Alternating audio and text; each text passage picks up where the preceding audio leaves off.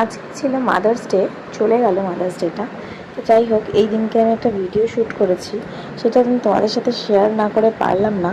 এটা রোজই আমার সাথে হয়ে থাকে, কিন্তু আমার কখনো মনে হয়নি আজকে যেহেতু মাদার্স ডে সেই জন্য মাথায় স্ট্রাইক করে গেল যে এইটা একটু তোমাদের সাথে শেয়ার করি। আমি একটুও ওজের পাশে শুতে পারি না, শুলেই আমি ওর আশেপাশে যদি থাকি বা শুই, তাহলেই ও ঠিক চলে আসবে আমার পাশে প্রতি 10-15 মিনিট অন্তর। এইভাবে আমাকে আদর করবে। আর কী যে ভালো লাগে এই মুহূর্তটা। আমি সে যতই ঘুমে থাকি না কেন, আমার ভীষণ রকম ভালো লাগে, খুব এনজয় করি আমি ব্যাপারটাকে। তো আজকে আমি সেটাই তোমাদের সাথে একটু শেয়ার করলাম।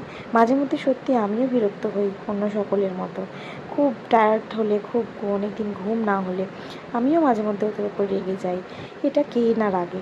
মা বলে যে সব কিছু ত্যাগ করে দিতে হবে এটা তো নয়, বলো, আমিও তো একটা মানুষ। কিন্তু ভালো লাগার মুহূর্তগুলো অনেক বেশি, অনেক ভালো। যখন এই আদরগুলো পাই না, তখন মনে হয় সত্যি সার্থক সমস্ত রকমের কষ্ট। তো যাই হোক, ছোট বয়সের কচি কচি হাতের এই রকম আদর দেখে দয়া করে কেউ আবার খারাপ কমেন্ট করো না, কারণ জানি না অনেকের নজর, অনেকের মানসিকতা অন্যরকম হতেই পারে। তো আমার কাছে ভীষণ স্পেশাল, এটা ভীষণ ভালো লাগে। যতদিন ওরা ছোট থাকে ততদিনই এরকম আদর পছন্দের হয়, আর বড় হলেও আস্তে আস্তে সমস্ত কিছু দিন পাল্টায়, সমস্ত রকম ভাবভঙ্গি, চিন্তাধারা সমস্ত কিছুই পরিবর্তন হয়। প্রত্যেকটা মায়েরও উচিত এগুলোকে অ্যাকসেপ্ট করে নেওয়া, কিছু করার থাকে না। তো যাই হোক, এজেও যে এরকম করে না তা নয়, এজে অনেকটাই কম করে। ও সবসময়ই কোলে উঠতে চায়, আদর করে, সব ঠিক আছে, কিন্তু ওজের আদরটা একটু আলাদা, এই রকম ধরনের আদর থাকে ওর প্রত্যেক দিন।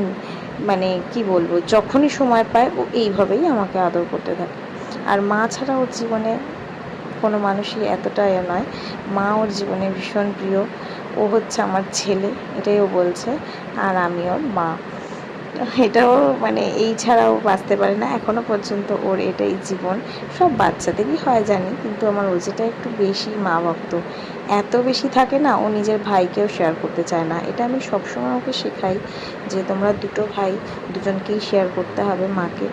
কিন্তু কি করব, ছোট তো, শেখে। আবার কিছু কিছু সময় একটু পরেই এই যে আমার কাছে এসেছিলো, কিন্তু ও সরিয়ে দিচ্ছিলো এইভাবে। তো চলো, কেমন লাগলো একটু জানিও।